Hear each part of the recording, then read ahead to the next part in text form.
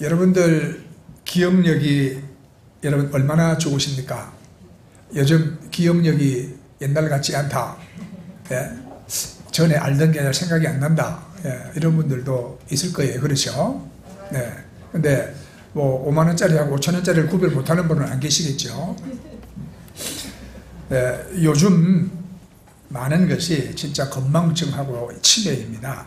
이것들은 모두 기억력과 관련된 것들이잖아요. 네. 한 할머니가 택시 정거장에서 택시를 탔어요. 한참 가다가 무슨 생각이 났는지 갑자기 소리쳤어요. 기사 양반, 내가 어디로 가자고 했지? 이때 기사 아저씨가 깜짝 놀라서 뒤를 돌아보면서 말하기를, 아이고 깜짝이야, 할머니 언제 탔어요?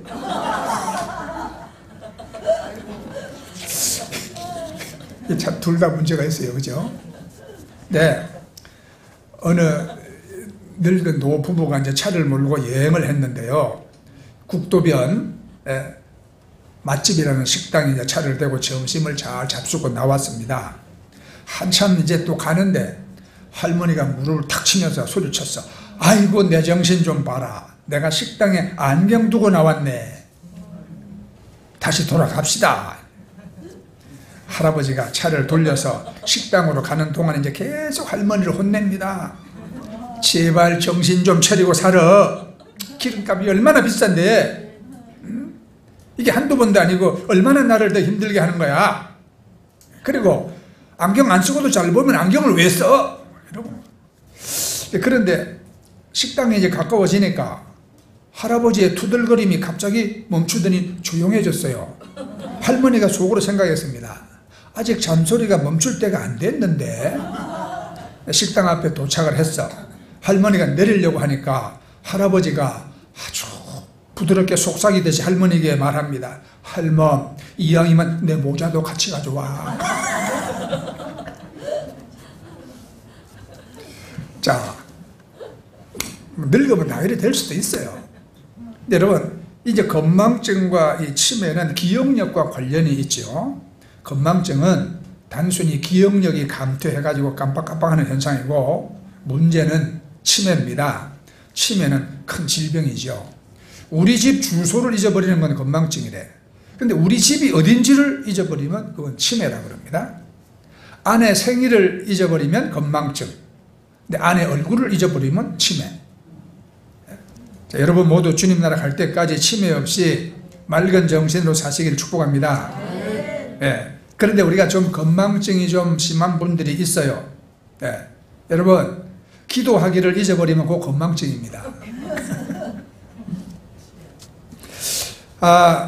올해로 6.25 전쟁이 발발한 지 74주년이 되었습니다. 오늘이 6월 23일이죠. 74년이라는 긴 세월이 지났지만 지금 우리가 살고 있는 이 한반도는 아직도 세계 유일의 분단 국가입니다. 그리고 어느 때보다도 아주 초긴장 상태에 지금 놓여 있습니다. 그런데 동족끼리 죽이고 죽던 그 처참했던 전쟁의 참상이 이제는 우리 대한민국 국민들의 여러분 기억 속에서 점점점 잊혀져 가고 있어요. 우리도 지금 이게 건망증인지 치매인지. 여러분, 한반도에서 6.25 같은 전쟁의 비극을 다시 겪지 않기 위해서는 6.25 전쟁의 참상을 우리가 절대로 망각해서는 안 되는 것입니다. 지금 이제 TV에서 또 6.25 특집 뭐 이런 거 나올 겁니다. 그렇죠? 예. 자, 그때 그 영상이나 기록 사진들을 보면은 당시의 그 처참함은 말로 다 할 수가 없잖아요. 예? 피란 가다가 죽은 엄마 옆에서 며칠씩 울며 굶주리다가 죽은 아이들이 얼마나 많았는가. 거적대기를 덮고 자다가 얼어 죽고, 시궁창 다리 밑에서 병들어 죽고, 그냥 민족 전체가 망하고 이산가족이 여러분 됐습니다. 근데 그렇게 처참하고 가난했던 우리 한국이 2023년 발표를 보니까 국가 GDP가 세계 13위가 됐어요. 네. 국가 GDP라는 것은 우리 한 나라에서 현재 생산하는 그 경제 규모를 말하는 겁니다. 세계에서 그 13번째다. 예. 그런데 이 국가 GDP를 이제 인구로 나누면은 개인당 소득이 되는 거거든요. 예. 그래서 우리 1인당의 소득이 발표가 34,653달러로 발표가 됐는데 놀랍게도 일본을 한 100달러 정도 앞섰어요. 일본이 34,555달러입니다. 네. 우리보다가 한 100달러 정도가 작아. 이건 우리도 잘했지만 또 일본이 너무 못했어. 네. 일본이 너무 못해가지고 일본은 지금 뒷걸음질 치고 있는 그런 상황입니다.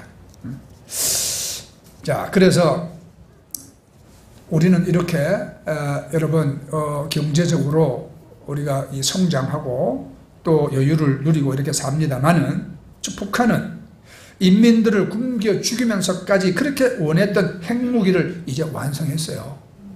미국 본토까지 공격할 수 있는 그 대륙간 탄도미사일 ICBM도 만들었습니다. 핵탄두를 발사할 수 있는 잠수함도 만들고, 그리고 살상 파괴 능력이 강화된 아주 대형 방사포를 휴전선 인근에 다 배치를 다 했습니다.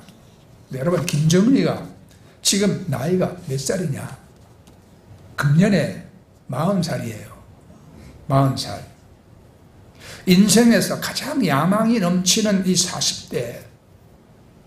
더군다나 여러분 뉴스 봐서 알지만은 엊그제 푸틴까지 평양 와가지고 러시아와 북한과 군사 동맹까지 맺었어요. 든든한 뒷배가 생겼어요. 그러니 이 40대 김정은이 언제 어떤 도발을 벌릴지 알 수 없는 상황입니다. 6.25가 일어날 때 김일성이가 몇 살인지 여러분 아십니까? 김일성이 38살 때였어요. 그때가. 그러니까 자, 위기 상황입니다. 이러한 상황에서 무엇보다도 우리 국민의 안보의식을 우리가 다시 한번 다지고 우리 자신을 지킬 수 있는 힘을 키우는 것이 필요하고, 무엇보다도 하나님이 지켜주시는 것이 필요하잖아요. 네. 그래서 우리는 여러분 기도해야 하는 것입니다. 성경으로 돌아갑니다. 하나님이 은혜를 주시겠다고 약속한 여리고지요. 이스라엘 백성들이 하나님 말씀에 순종함으로 그 성을 정복했습니다. 근데 그 성을 정복하는 과정을 보면은 백성들이 한 거는 하루에 한 바퀴씩 성을 돈 것밖에 없잖아요. 하나님은 그 백성들의 순종을 큰 기적으로 바꿔주셨습니다. 언제나 우리가 순종하면 하나님이 일하신다는 사실 믿으시기 바랍니다. 문제는 이제 그 다음 전투예요. 오늘 읽은 말씀이 여리고에서 아주 짜릿한 승리를 맛본 이스라엘 백성들은 이제 그 여세를 몰아서 이스라엘 중부 지역으로 막 진격해 들어갑니다. 이 지역은 과거 아브라함이 하나님의 부름을 받고 내려오고 또 야곱이 하란을 가기 위해서 돌베개 베고 잤던 곳이에요. 조상들의 숨길이 살아있는 땅이요. 그래서 아이와 베델은 이스라엘 백성에게 놓칠 수 없는 아주 중요한 땅이었습니다. 그런데 이곳에서 이스라엘은 아주 크게 패배합니다. 우리 여호수아서 7장 4절 5절에 보면 백성 중에 3,000명쯤 그리로 올라갔다가 아이 사람 앞에서 도망하니 아이 사람이 그들을 36명쯤 쳐 죽이고 성문 밖에서부터 스바림까지 쫓아 내려가는 비탈에서 쳤으므로 백성들의 마음이 물같이 녹았더라. 그죠? 여기가 어떻게 됐냐? 그렇게 크고 강한 여리고도 이긴 이스라엘 백성이 그보다 훨씬 작은 아이 성에서 참패를 했어요. 어제까지 여리고를 정복한 백성 아닙니까? 그렇게 강력한 여리고도 와르르 무너졌는데 왜 작은 성 아이에서는 비참하게 패배를 한 것이냐? 이거를 우리가 생각해 봐야 하는 겁니다. 우리 그리스도인의 삶에는 언제나 세 가지 승리의 법칙이 있어요. 첫 번째는 우리는 항상 이기게 되어 있다. 이게 이제 승리의 원리입니다. 두 번째는 그런데 항상 이기지 않는다. 이게 우리 현실입니다. 세 번째가 뭡니까? 패배를 통해서 우리는 승리를 배운다. 이것이 해법이에요. 승리의 원인은 항상 하나님께 있고 패배의 원인은 항상 우리에게 있습니다. 실패가 있는 것은 배우기 위함이에요. 자신의 실패의 원인을 똑바로 직시하는 것은 참 뼈아픈 일이고 부끄러운 일이잖아요. 그런데 우리가 지금 그 실패를 직시하지 않으면 앞으로 더 큰 실패가 올 수도 있는 것입니다. 그래서 언제나 많은 사람들이 실수하는 것은 실패한 후에 내가 왜 실패했는가 그 실패를 직면하지 않는다는 거예요. 그게 큰 실수예요. 지금 작게 아픈 것이 나중에 크게 아픈 것보다 차라리 나은데 작은 아픔을 견디지 못해서 더 큰 아픔을 당하거든요. 그러니까 실패의 문제는 실패 자체가 아니라 그 실패를 반복하지 않는 거예요. 실패를 반복하지 않으려면 실패의 원인을 바르게 규명하고 그 앞에 진실하게 서야 하는 것입니다. 실패는 성공의 어머니라 그랬잖아요. 어떤 청년이 실연을 당하고 홧김에 다른 여자하고 결혼했어요. 그 결과 더 나쁜 결과를 가져왔습니다. 왜? 실연 후에 자신을 돌아보지 않았기 때문이에요. 왜? 내게 무슨 문제가 있어서 그 여인은 떠났나? 이 관계가 깨졌나? 자기 자신을 돌아보지 않았기 때문에 다른 여자 만나서 해도 또 더 큰 불행을 겪었다. 결혼을 홧김에 하는 게 아니잖아요. 어떤 사람이 사업에 실패하고 오기로 다른 사업에 뛰어들었어요. 결국 몽땅 망했습니다. 왜? 실패 후에 자신의 실패를 돌아보지 않았기 때문이거든요. 사업도 오기로 하는 게 아니잖아요. 실패를 통해서 우리가 배워야 합니다. 네. 지금 우리나라도 상황이 꼭 6.25 사변이 일어나던 때와 상황이 비슷하게 돌아가고 있다. 지금 그러고 있거든요. 그때 우리는 국내 정치적으로 굉장히 혼란스러웠습니다. 서로 싸우느라고 정신이 없었습니다. 지금도 계속 하고 있습니다. 그렇죠? 자, 이 이스라엘 백성들은 왜 아이성에서 실패를 했느냐? 이스라엘이 첫 번째 패한 이유는 자만이에요. 이스라엘 백성들이 여리고성 정복 이후에 승리의 자만심에 빠져 있었습니다. 여호수아서 6장 27절 말씀을 보면 여호와께서 여호수아와 함께 하시니 여호수아의 명성이 그 온 땅에 퍼지니라.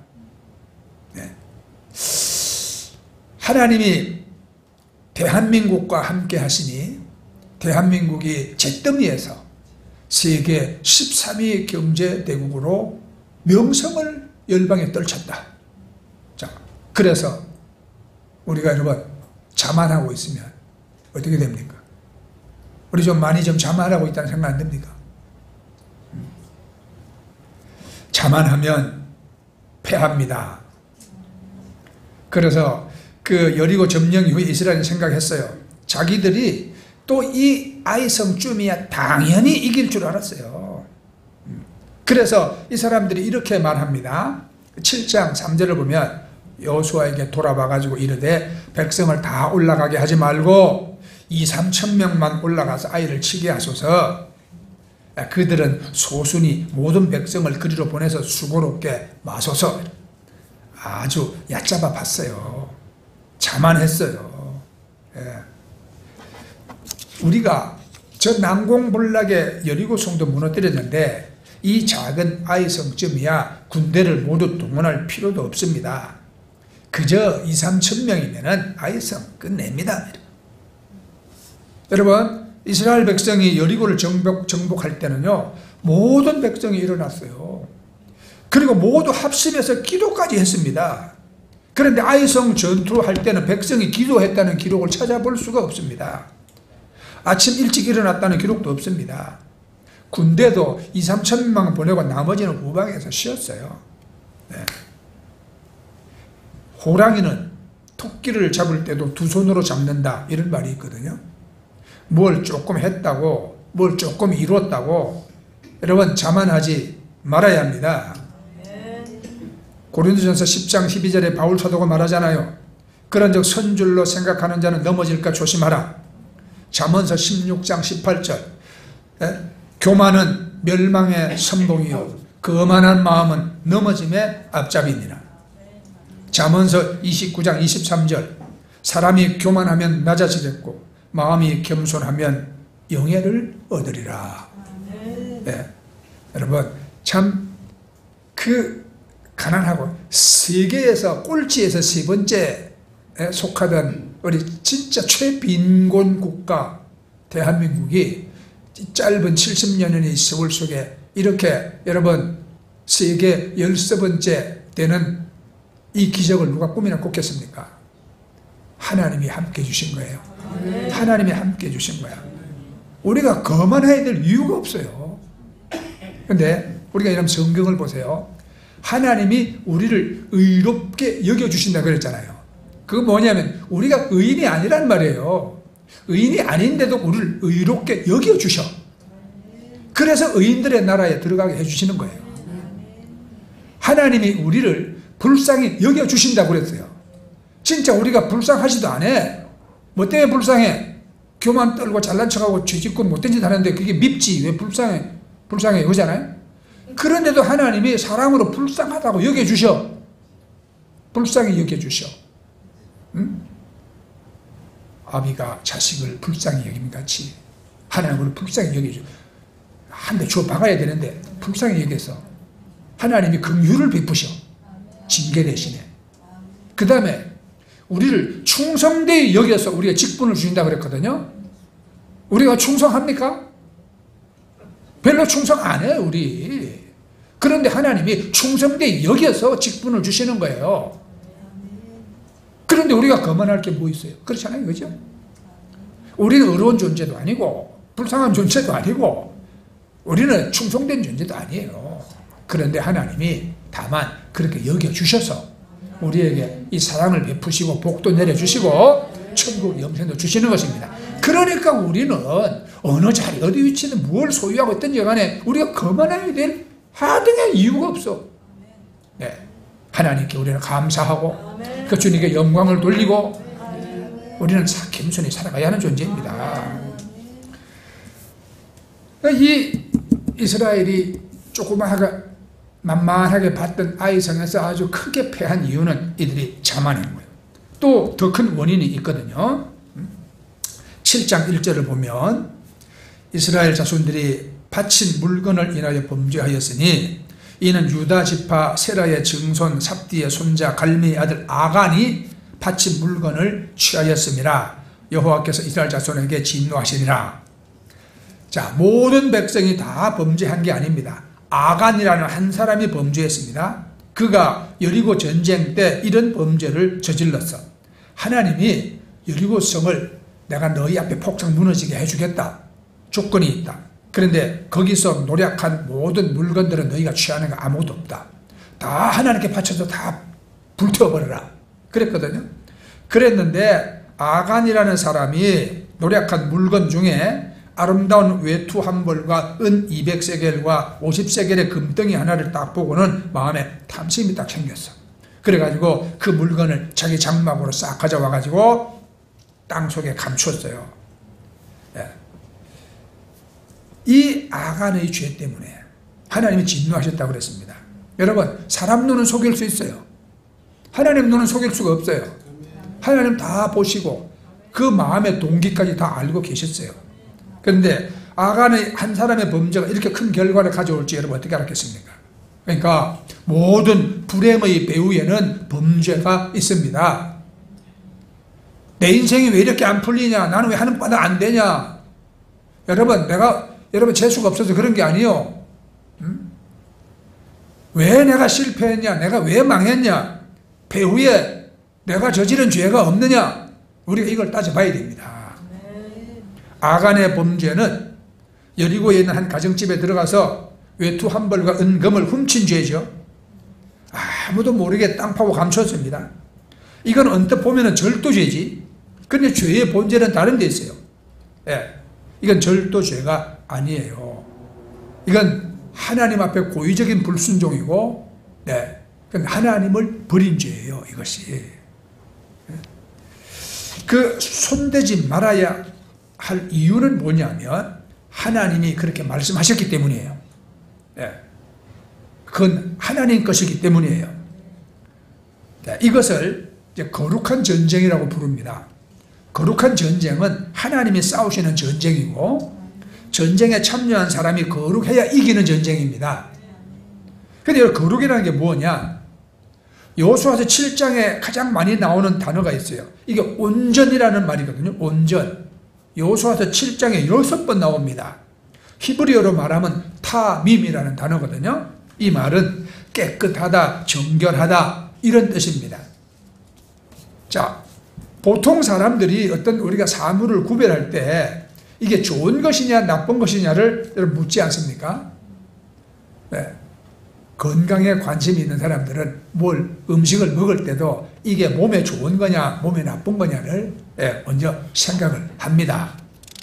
그리고 보통 우리가 어떤 이 물건을 우리가 구입을 하거나 할 때 독일 사람들은 이것이 실용적이냐 실용적이 않은 것이냐 이거를 따집니다.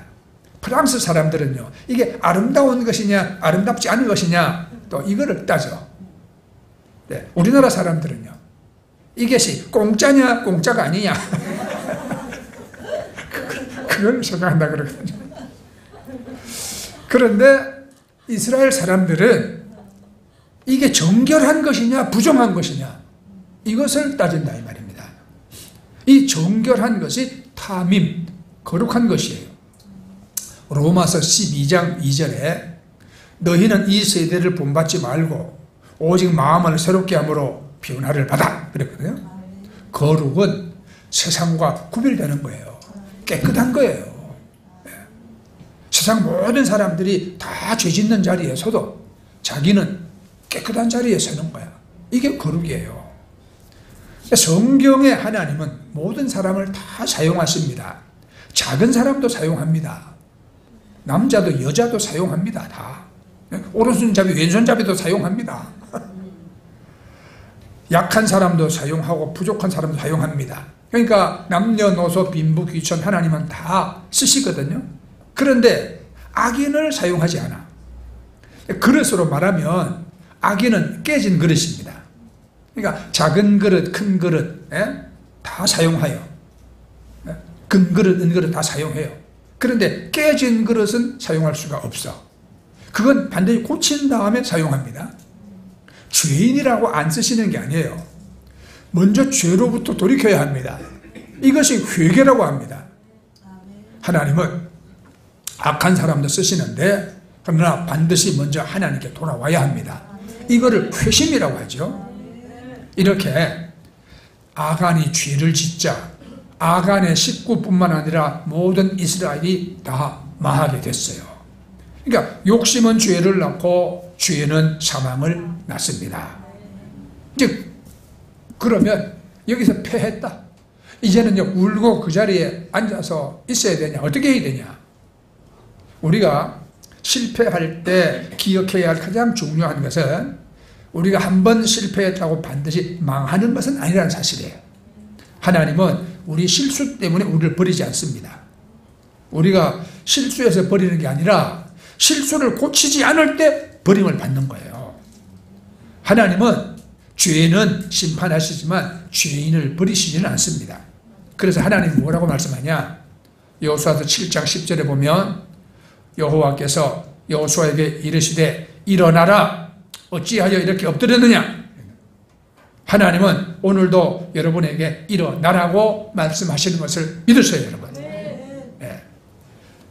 하나님은 저와 여러분을 다시 일으키시는 분인 것입니다. 네. 그래서 하나님이 우리를 일으켜 세우는 것은 다시 시작하라 함이에요. 다시 시작하라. 이건요 뭐가 안 되면 원점에서 다시 시작해야 돼요. 이스라엘 백성이 실패를 딛고 다시 일어났습니다. 이제 이스라엘은 다시 무엇을 시작했어요? 실패의 원인으로부터 다시 시작하는 게 중요하죠. 이스라엘 백성의 실패는 겉으로는 자만이요 속으로는 범죄요. 그 죄의 본질은 다만 물건을 훔친 것이 아니요 범죄의 본질은 마음으로 하나님을 떠난 것이거든요. 하나님께 돌려야 할 소중한 가치를 다른 것에 돌린 겁니다. 이건 뭐냐? 물질을 하나님으로 여기고 세상을 하나님처럼 소중히 여기는 겁니다. 죄는 가장 소중한 분을 잃는 것이고 회개는 가장 소중한 분을 다시 회복하는 것입니다. 우리가 하나님이 아닌 것을 하나님처럼 섬기면 결국 그것은 우리를 배반한다는 사실을 우리는 잊지 말아야 합니다. 그러니까 하나님을 최고 소중한 분으로 여기니까 이제 이들이 겸손해지게 돼요. 그래서 이스라엘은 다시 3만 명을 뽑아서 전쟁에 나갑니다. 그런데 8장 3절에 보면 이에 여호수아가 일어나서 군사와 함께 아이로 올라가려 하여 용사 3만을 뽑아 밤에 보내며 그랬죠. 처음에는요 거만한 마음에 2, 3천 명만 가도 저건 그냥 식은 죽먹기다 이랬는데 자만할 때죠. 그러니까 그렇게 실패하고 난 다음에 겸손해졌어요. 이제는 3만 명을 보냅니다.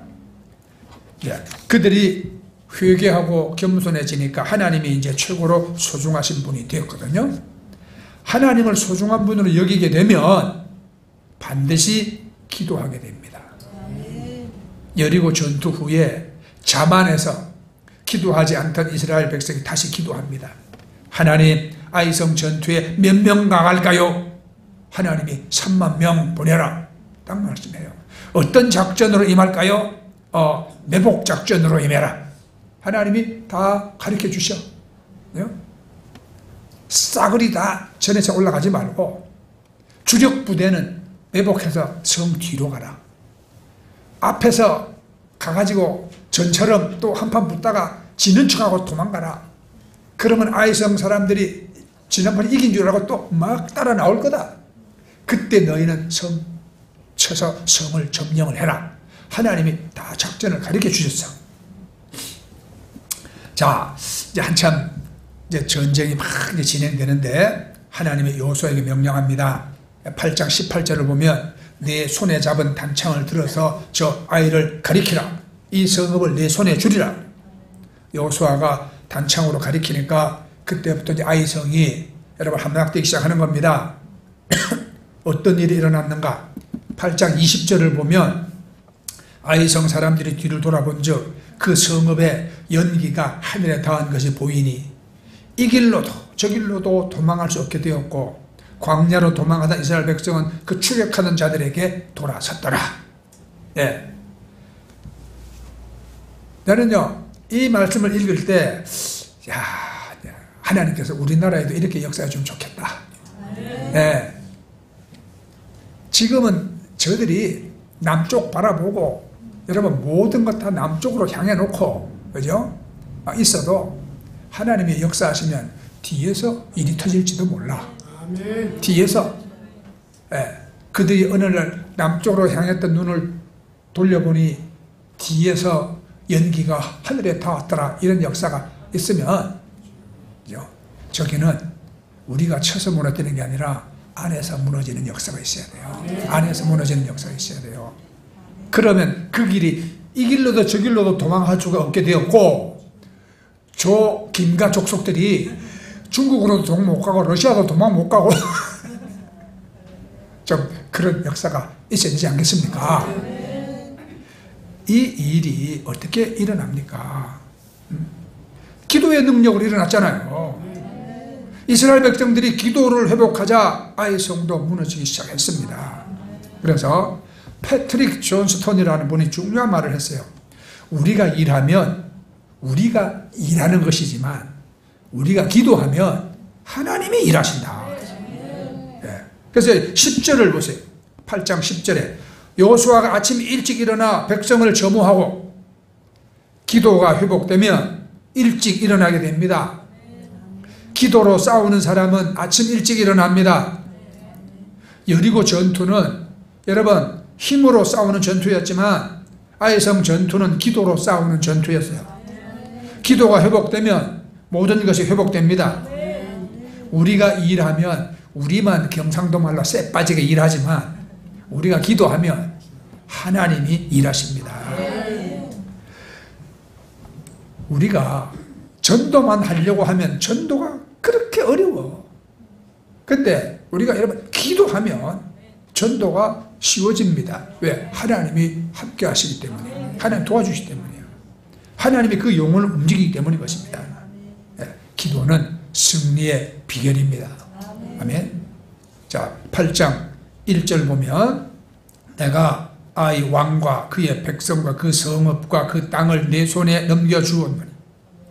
여리고를 이스라엘 백성에게 주었던 하나님은 아이 성도 그 백성에게 주었습니다. 여리고든 아이 성이든 교회든 세상이든 주인은 하나님이신 거죠. 하나님은 모든 것을 우리에게 주시고 승리하게 하셨습니다. 네? 여러분들의 삶에 이 하나님이 승리를 주시길 축복합니다. 시편 37편 23절 이하의 말씀은 여호와께서 사람의 걸음을 정하시고 그 길을 기뻐하시나니 그는 넘어지나 아주 엎드러지지 아니함은 여호와께서 그 손으로 붙드시미로라. 네, 그래요. 여러분, 이렇게 세워주시고 마침내 이기게 해주시는 하나님의 손이 여러분들을 언제나 붙들어 주시기를 축복합니다. 아멘. 예, 그러기 위해서 우리는 이 말씀에서 우리가 중요한 교훈을 우리가 받아야 되죠. 네, 자만하면 안 된다. 겸손해야 합니다. 기도해야 한다. 네, 기도하면 하나님의 지혜 주시고 어떻게 할 바도 다 알게 해주시고 능력의 손이 우리 가운데 역사하시는 것입니다. 아멘. 네.